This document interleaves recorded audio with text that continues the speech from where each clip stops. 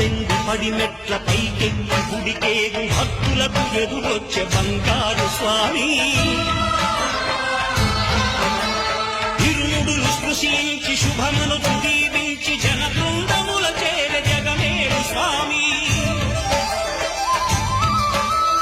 తన భక్తులనరించు తప్పులకు తడబడి ఒక పక్క ఒరిగెన ఓంకారమూర్తి